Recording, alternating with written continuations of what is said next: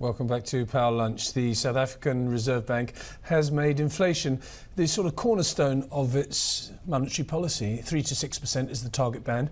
And last month, the inflation rate in South Africa, the consumer price inflation rate, rose to 6.4% from 6.3% in July. The core inflation rate, 5.1%. Has this got any sort of meaningful impact potentially on tomorrow's meeting of the South African Reserve Bank, when around about 3 o'clock they announce their decision on local interest rates? I don't think so. Let's get the views now of Clive Ramatibela, who is the CIO of Nkunzi Investments, in our Joburg studio.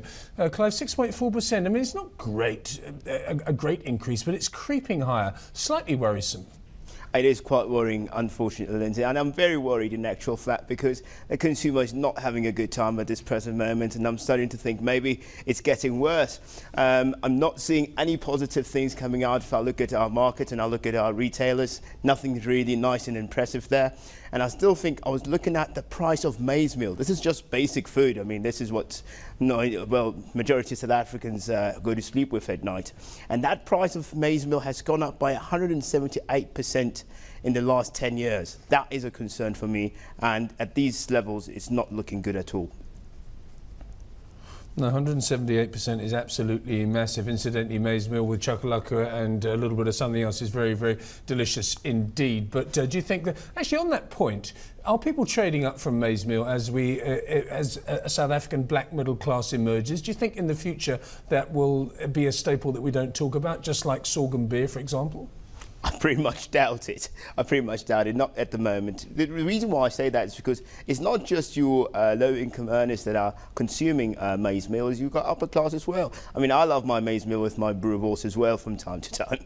So, I mean, I don't think that's going to be something that's going to change in a short period of time. But what concerns me is that it's becoming awfully so difficult for your lower income earners and people who are actually not working. Your pensioners are getting very much affected by the price increases in maize meal, and that is what concerns me. Would people not be able to actually even afford basic foodstuffs? Talking about foodstuff, so 1.1% month on month was the food inflation, 7.1% year on year, which was a slight surprise to the upside. 7.1% is a lot. I don't know if the CPI basket, as prescribed by the South African Reserve Bank and Stats SA, is something that is representative of the whole country, but this is what we have, 7.1%. It's significant. It is quite significant, and you have to remember what makes it up, and that's why you say you're not certain if these results are actually accurate. So what makes up this percentage? What makes up this 7.1%? Predominantly, I think that maybe they've just taken an overhead look of it, and that's what they're focused on. And I'm worried that maybe there's a crippling effect that digs deeper than just your normal average percentage that has been calculated, and that's what worries me. So I'm going to take a calculated risk and say that they've not done their homework properly, and that's why we're seeing that 7.1%. And I think it's actually realistically looking at 8 and 8.1% rather. Okay, let's talk about 8% now. And when I speak about 8%, I talk about transport, 8.7% higher year on year, 1.4% month on month. That's quite a big move. I mean, logistics, if you need to move your maize meal from some place to another place, then 8.7% is the increase in your transport costs. That has a massive knock-on effect. Unfortunately, for the people that are the doomsayers, the rand has gone from 10.50 to its current level of 9.84.5, 9.85. So those transport costs should abate over the next 2 to 3 months, I would hope. Well, let's hope it does do that because of the strength of the rand, obviously, and in the recent times.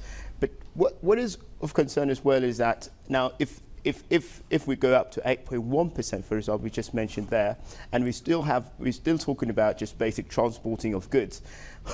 What about the basic people, the ordinary people who are traveling on a daily basis using public transport and so forth and so on? How will they be affected? Will they be able to sustain their average lifestyles? So that is a serious concern to me. And so if we do not actually come up with something, and I'm worried about these results coming out tomorrow, what Auntie Jill Marcus, poor her, man, I feel sorry for her. I don't know how she's going to tackle this one, because she has to actually balance between the two, trying to make sure that the poorest of the poor still are able to live up to their living standards, and even those who are in the upper level of things can still also maintain a good course of life.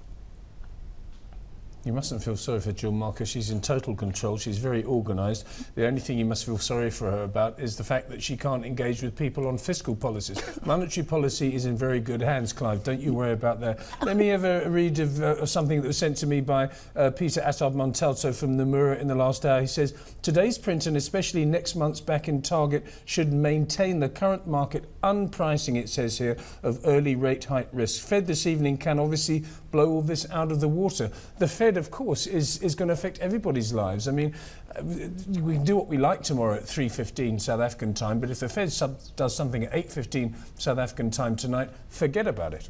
Forget about everybody else. I mean, if the mother of all economies says something, everybody has to listen. You have to play to the music. But what has been interesting for me, Lindsay, is that I've looked at obviously the emerging markets, which have been on a flipping hell of a sellout at the moment. But the question is, how has South Africa actually done against all the, let's call it the BRIC countries of the emerging, because we are part of that as well? If you look at the actual fact is in the last 12 months, South Africa has looked much, much stronger and much better than the Brazils, the Russians and the Indians themselves. So I'm very confident that whatever happens tonight will come out better as South Africa, as an economy ourselves. Let's hope so. Clive, thanks very much for your brief time this lunchtime. That's Clive Ramatibela, who is the CIO of Nkuzi Investments. Alec